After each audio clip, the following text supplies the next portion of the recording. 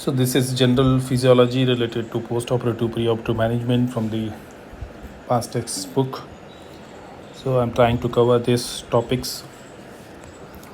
You can see the topics are the physiology of homeostasis, surgical hematology, coagulation bleeding, fluid balance and fluid therapy, surgical biochemistry, acid-base balance, metabolic abnormalities, thermoregulation. So we will try to cover first chapter, second chapter. This is third is post-operative. Let us see we can recover in a single go first chapter physiology homeostasis, and it is theoretical part, but we have to understand the points which are important for the exam point of view. What is this physiology of homeostasis? So important thing is it is maintaining the stable environment. This occurs in two levels. Cellular physiology relies on control conditions include temperature and pH and carbon dioxide concentration. Within body requires blood pressure control and composition via cardiovascular, respiratory and endocrine systems. The variable oscillate around the set point. There is a set point, each system normal condition. Homeostasis work on the principles of they detect by the help of sensors. They have got afferent signaling, compare it to set point, and efferent signaling. So how is the cell structure? It is the blocks of the body consist of elements common to all cells. Some of the elements are common to all cells. They allow cell to perform specialized function. Elements common to all cells include every cell has got cell membrane, cytoplasm, nucleus and organelles. What are the organelles present? Mitochondria, endoplasmic reticulum, Golgi apparatus. The cell membrane is an important, every cell has got a cell membrane. Cell membrane is a phospholipid layer. This is layer of phospholipid bilayer formed by inner is hydrophobic interaction of the lipid tails with the hydrophilic phosphate groups interacting from outside. Outside is hydrophilic and hydrophobic, resistant to water, hydro, and outer is hydrophilic. Cholesterol molecules are polarized with hydrophilic and hydrophobic portion. This forms major barrier that is impermeable to water. So water cannot transfer from here and there, and substances also, allowing cell to control its internal environment. The membrane is a fluid structure similar to oil floating on the water. Just oil cannot mix with the water, allowing its component to move easily from one area to the other. There are a number of proteins that are inserted into the span of cell membrane and acts as ion channels. So these are the proteins which act as channels or transporter molecules or receptors.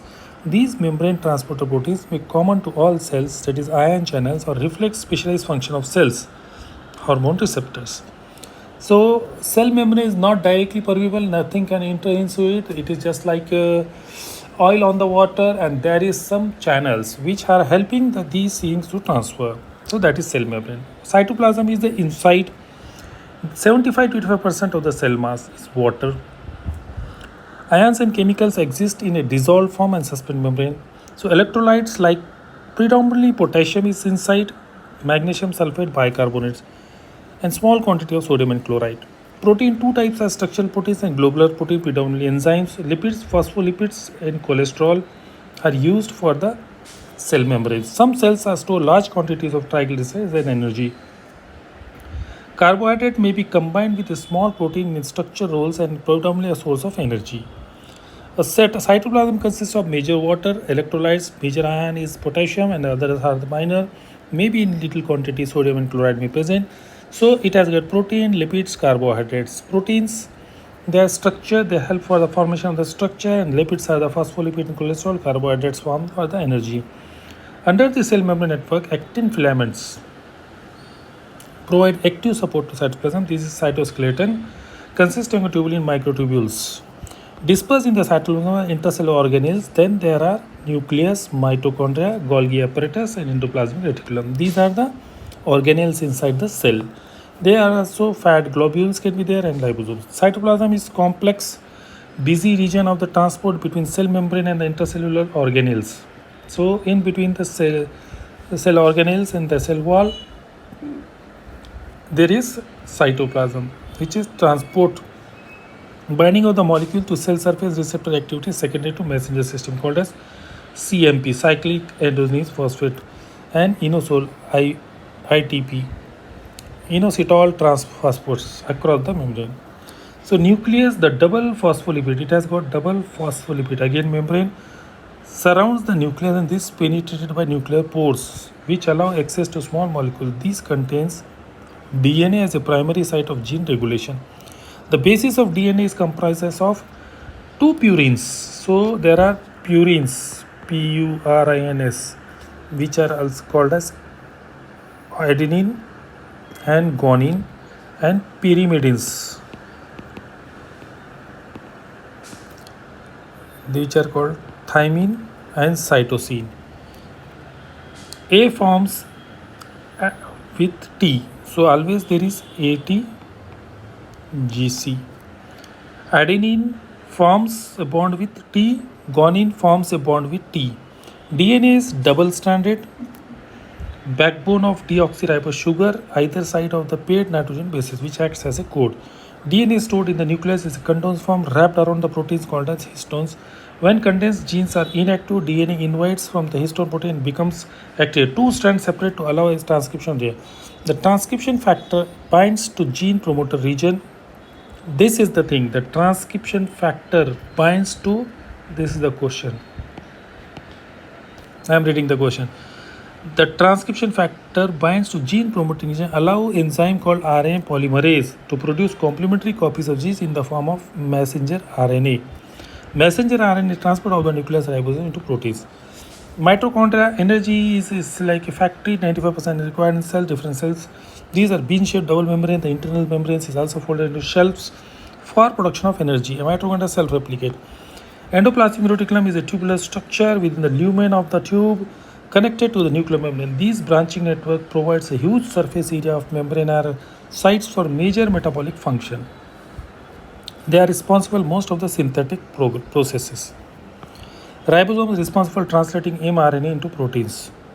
mRNA travels along the ribosome and passes through several ribosome simultaneously, leaving two binding on string.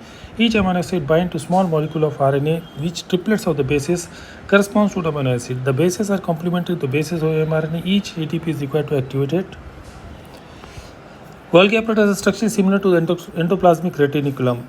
They are sacked in the layers formed through the cytoplasm. Bulbi, they are processed within the Golgi to form the lysosomes. So basic cellular function is common to all cells. They include transport across the membrane. They generate energy for carbohydrate and lipids, and protein is turnover. How is the transport? Molecules move across the cell membrane by different ways. This is simple diffusion, simple facilitated diffusion, primary active, secondary active, endocytosine. So how is simple diffusion? These occur across the concentration or ion gradient. Wherever there is difference gradient, it depends more. Right? Simple diffusion. Facilitated, this also occurs during concentration gradient, but molecule become attached to protein, that is called as facilitated. For example, water soluble molecules that would be repelled by the cell membrane attached to carrier molecule which can pass easily. Primary active transport, is energy is required, ATP is required to move the molecule against the concentration gradient, that is called as pump, sodium potassium pump. So sodium and potassium, they require the pumping. Secondary, in which energy is used to move the molecule against the concentration gradient. The energy comes from the associated movement of second molecule down the concentration. If these molecules are moving in same direction, this is called as co-transporters. Moving in the opposite direction, there are counter-transporters. So second, primary active transportation is with the energy at the pump. Secondary is some other molecule is moving. Along with that, the molecule, that is the co-transporters. Endocytosis is the process piece of membrane budding out from the cell to develop substance by initial ratio, endocytosis and Golgi apparatus. So this is the way sodium potassium pump. This is a primary active transport. So you can see the pump, also called as sodium potassium ATP, is used by cell to move potassium into the cell and sodium out of the cell. It is present in all cells and maintains negative electric potential inside the cell. It is the basis of action potential. Sodium ATPase consists of, this is the important thing, sodium and potassium is an active transport, primary active transport with the pump where ATP is utilized and potassium is always inside and sodium is outside. Sodium ATPase consists of two proteins, two receptor sites, binding sites for potassium on outside of cell, and three receptor sites. Three receptor sites for sodium and two receptor sites for potassium. When three sodium ions bind in the receptor inside the cell, ATP is cleaved to ADP. Energy is relieved from the phosphate bond. This energy used to induce conformational changes in the protein, which extrudes sodium ions from the cell and brings potassium inside the cell. A cell membrane is relatively impermeable to sodium. This sets up concentration. Therefore, the ionic gradient called as electrochemical gradient is formed when water molecule tends to follow sodium. Protection of the lead to cell lysis. Addition, potassium tends to leak back from the. So this is the way sodium potassium is there. Three are from outside.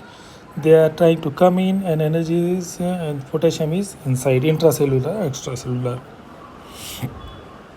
Generating energy. Cell generated by combination of oxygen, carbonated fat, or proteins under the influence of various enzymes. This is called oxidation.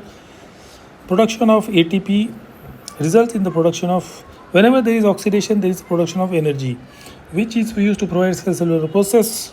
Energy is used for synthesis of any chemical compound required energy. All cell synthesis, phospholipids, carbohydrate, protein, blocks DNA. In addition, some membrane active transport of the ions to the energy is used for synthesis, membrane transport, mechanical work.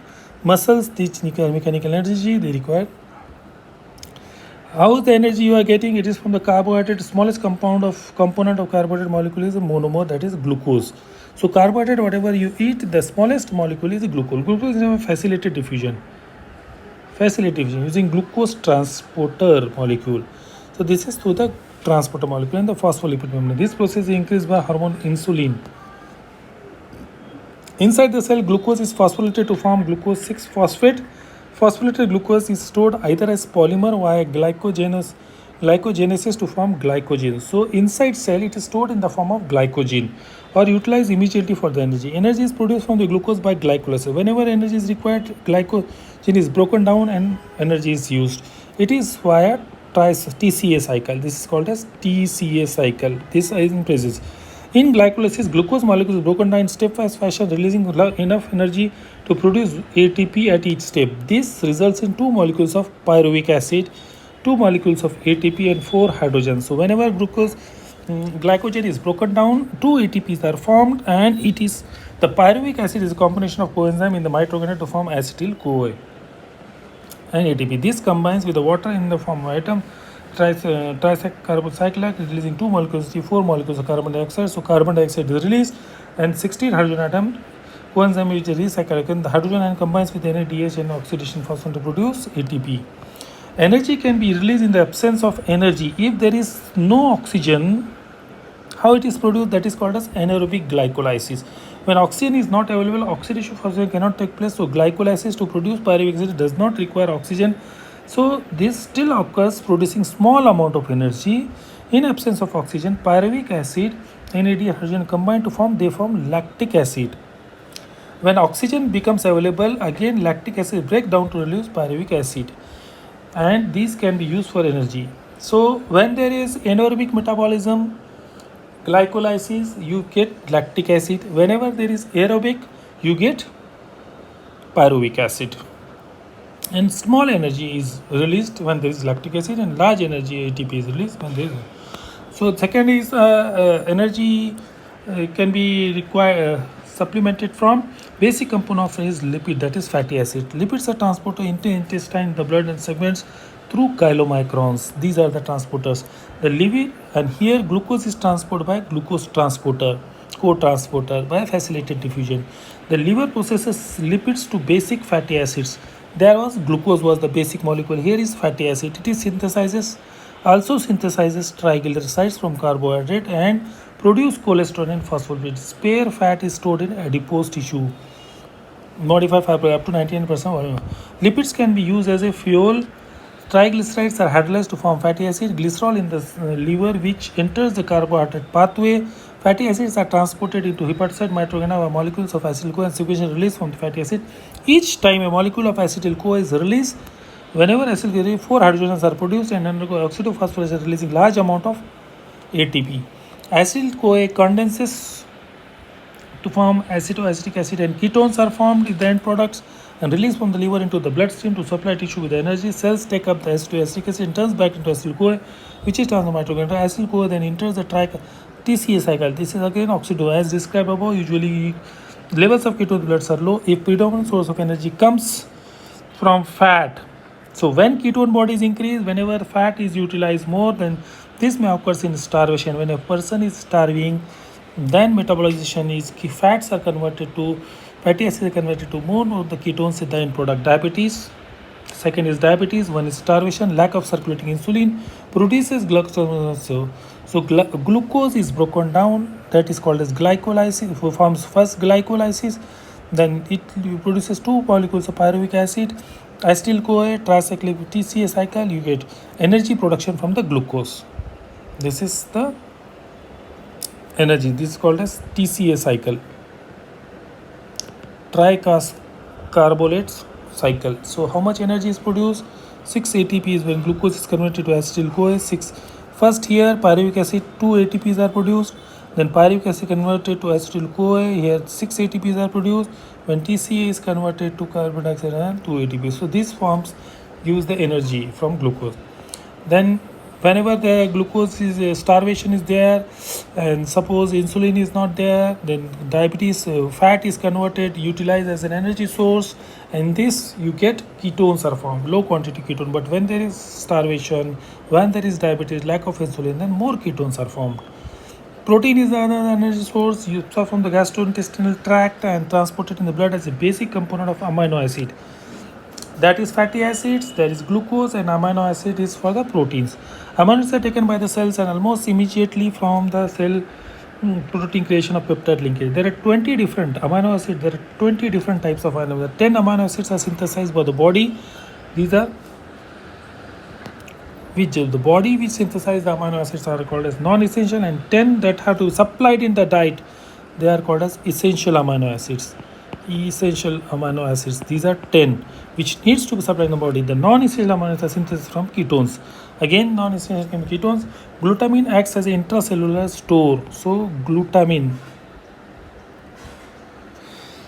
is an intracellular store which can be converted to other amino acids by action of glutamine. Is the storage. Only if cells are achieved maximum protein storage as amino acids, deaminate and use as energy source. Ammonia is end product. Deamination converted into urea in the liver, and this excreted in bloodstream by the kidney. The severe liver disease, this process is insufficient, may lead to accumulation of ammonia in the blood, resulting in encephalopathy. Whenever there is liver disease, the ammonia is collected in blood, encephalopathy and coma. During starvation, body has exhausted glycogen and fat, then amino acid is liberated oxidized for energy.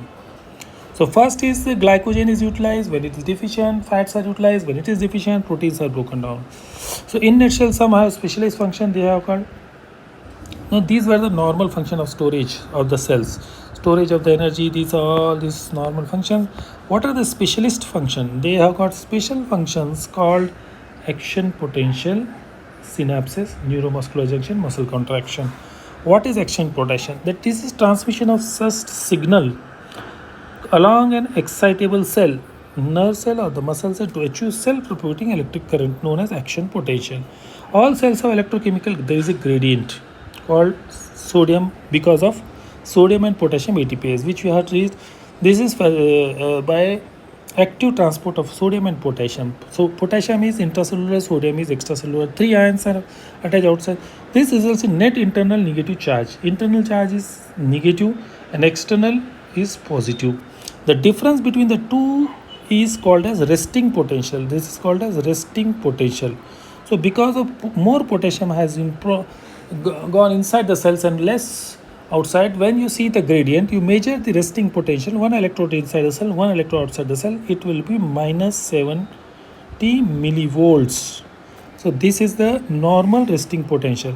The action potential is initiated by stimulus which alters the resting membrane potential. If a stimulus is big, usually 15, whenever you give current or stimulate it, referred to as threshold value 15 to 30 millivolts, it increases the resting potential enough to start chain of event resulting dramatic change in potential called as depolarization. That is called as depolarization. So any muscle or heart, everywhere where happens, there is a depolarization, movement of the ions. Normally this is stuck with some gradients. Potassium is more inside, sodium is more outside, leading to action potential. Changes in resting potential membrane alter its permeability of sodium. It starts with sodium permeability. This is thought to be because resting potential determines whether or not certain channels called voltage gated sodium channels, these is sodium channels, are open. Once they open, when resting potential increases as a result of stimulus, the sodium channels open and sodium ions flood into the cell, which are waiting outside down their electrochemical gradient, and membrane potential continues to increase as positively charged ions enter negatively charged cells. The gated sodium channel open widely as membrane increases and resulting in positive feedback loop. The peak depolarization 50 millivolts. So it was minus 70. From there, most of the sodium which has entered and led to the depolarization effect, sodium starts to close. At this level, the gate closes. Depolarization opens the voltage gated potassium channel. Now what happens? It has reached from minus 70 to 50 due to inflow of the more sodiums inside the cells. So this is cell, this is outside cell, sodiums were outside, potassium were inside. The difference was 70. When there is stimulus from outside somewhere, this opens the channels and sodium moves in. So when it reaches from minus 70 to 50, minus 70 is a negative to 50, that is, this movement is called depolarization and stops the voltage gated potassium channels. Now, depolarization, now potassium channels open. Here is the sodium, now the potassium channel open and potassium moves out the cell, try to restore the resting moment. This is called as repolarization. So depolarization is because of movement of sodium and repolarization because of potassium. Depolarization cannot occur again until the resting potential membrane is referred to is refractory period. So during this period, during this moment, depolarization again cannot occur unless total repolarization has been finished. Difference in the action potential between the nerves and muscle. What is the difference? The same is the action potential, whether it is nerve or a muscle. There has to be some action potential, but what is different? In cardiac and smooth muscles, these are different muscles. Other muscles are different. There are also calcium channels. Additional calcium is there. So most of this they have got sodium and potassium. In resting state, calcium is pumped out of the cell, so there is higher concentration in extracellular fluid than inside the cell. Increase in membrane potential open the voltage gated calcium channel. This increases the size of depolarization, but work more slowly than sodium channels. The action potential of these cells therefore have plateau that delays the recovery of resting membrane potential. This allows prolonged complete contraction of the muscles compared with the action potential neurons. They reset itself quickly to transmit the repetitive impulses. The skeletal muscles have action potential similar to the nerve. Repeating firing can result in tetany, multiple sustained contraction. So the difference between smooth muscles, cardiac muscles is that there is an additional channel and it happens slowly, while next month muscles and skeletal it is fast. So this is, you can see, action potential in neurogenic. The membrane potential depolarization. What happens? Subthreshold stimulus. When the stimulus becomes so much that all the sodium channels, it is from minus 70, it moves inside and goes up to the 50, level of 50. So here depolarization is complete. Then potassium moves out. Potassium moves out. Here is sodium. So then it goes and repolarization. During this, till this period, so this is action potential in neurological state. And what happens in cardiac and smooth muscles? There is sodium, this is movement of sodium. Then when it goes inside and reaches to minus 70, there is plateau because of calcium ions. So during that period, complete contraction happens and it is slow process.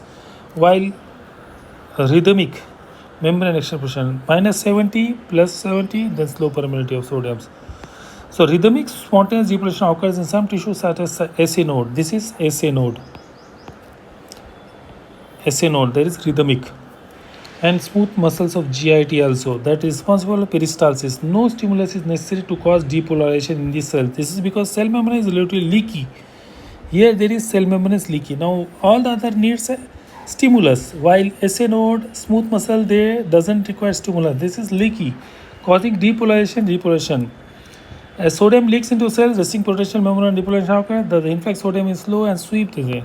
So transmission, this is first start of the action potential. How this transmission action potential can propagate one cell membrane by setting small circuits and stimulate deploy a small area of membrane. We reverses polarity as sodium flows into the cell. These deployed parts membrane they diffuse locally in either direction. They can move any direction. This alters the resting potential and embrace surrounding membrane. The action potential traverses all or nothing manner. It can transfer all the cells whereby if stimulus is sufficient to cause deep learning, then the impulse generated has a fixed amplitude regardless of strength, and strength of stimulus is called as frequency of impulses. Conduction, now this is transmission, it can all direction. Conduction, depolarization travels smoothly along the membranes in unmyelinated. If the nerve fibers are unmyelinated, it is smoothly. If myelinated fibers strands are wrapped around them, similar to Swiss roll, the cells insulate the membrane and force the depolarization to jump rapidly from bare area to bare area. This bare area is called as nodes of Ranvier, and they form the conduction is much faster. That is saltatory conduction. So myelinated fibers they jump from one to another. That is called as synapses is a connection between one neuron to the next.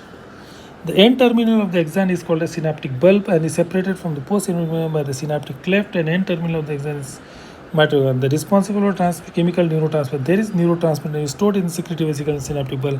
When action potential reaches synapse, it stimulates the opening of calcium channels, and the influx of calcium draws the secretory vesicle to pre-cerebral causes them to exercise the contents. Contents are pushed, the neurotransmitter diffuse across synaptic and stimulate the receptor. The receptors alter the permeability of postsynaptic luminous potential and resting potential. Often, single action potential sufficient to accomplish depolarization of postsynaptic, and many action potentials are having. These are called as temporal summation. Alternatively, near stimulus firing of the synapses and single target cells. A single neuron may have 1 lakh synapses. They may be excitatory, inhibitory, balance between excitatory and balance between excitatory inputs. This is excitatory inputs and inhibitory inputs from the other neurons will determine whether neurons will fire. The integrates information. The nerve fibers form the junctions with the muscles fibers at the midpoints. Action potential transmitted to the muscle therefore travel in both directions. So it is, suppose this is the muscle, here is the nerve fiber, so it can move here and here. Motor end plate, it is insulated by Schwann cells. When action potential reaches the terminal nerve, it triggers the hundreds of vesicles.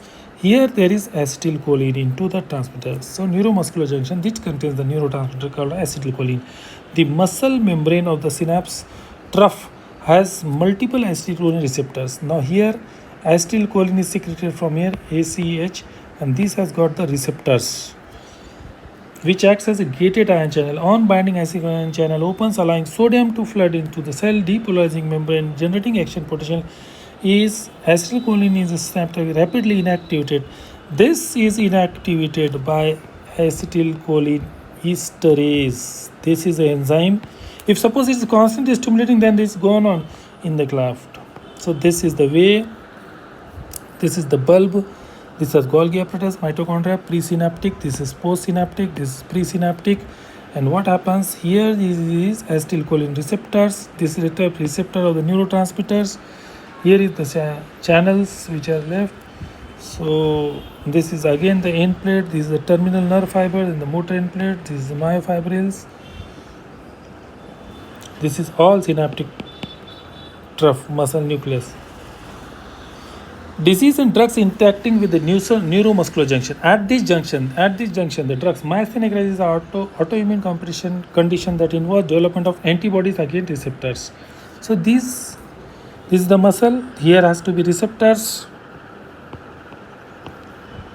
These are the synaptic trough. These are the receptors. So this is acetylcholine and acetylcholine esterase. So the end plate potential antibodies against the acetylcholine receptor. End potential therefore too weak to adequate stimulate the muscle fiber. Hallmark myasthenia is the muscle weakness and increases during the periods of rest. Certain muscles that those control eye and eyelid movement, facial expression, chewing, talking, swallowing are often involved. The muscle that control breathing, neck and also affected. Acetylcholine mimic drugs acts in the same manner as acetylcholine but not sensitive to acetylcholine esterase, so has longer duration. They include methacholine and nicotine. Neuromuscular acts competitively with acetylcholine for receptor and known as curariform drugs.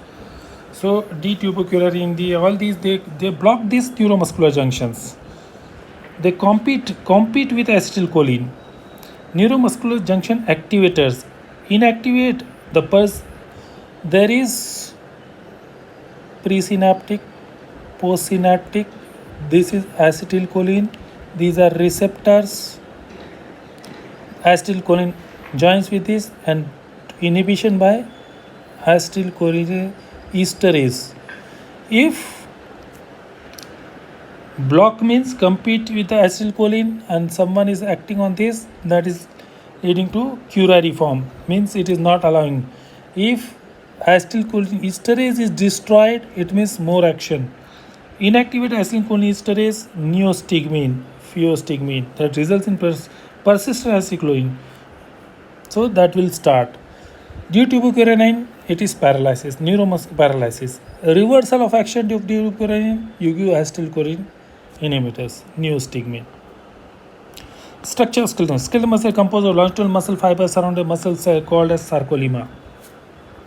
Each muscle fiber is composed of thousands of myofibrils. Myofibrils are composed of actin and myosin. So how is the muscles structure of the muscle is that? Now, which is skeletal muscle composed of longitudinal muscle fibers surrounding membrane called sarcolemma. Each muscle fiber is thousands of myofibrils. Myofibrils composed of actin and myosin filaments. The polymerized protein molecule that lie parallel orientation and the partially integrates to under microsome appears to have alternate dark and light bands between the myofibrils. Large number of mitochondria wrapped. The ends of actin myofibrin are attached to the Z disc. Z disc passes through the neighboring myofibril, attaching them together into the muscle fiber. They give fibers striated appearance. The areas between Z disc is called sarcomere.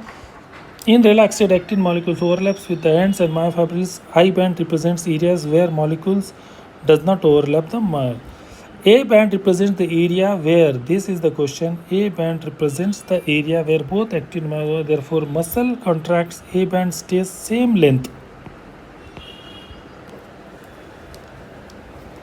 and I bands reduce.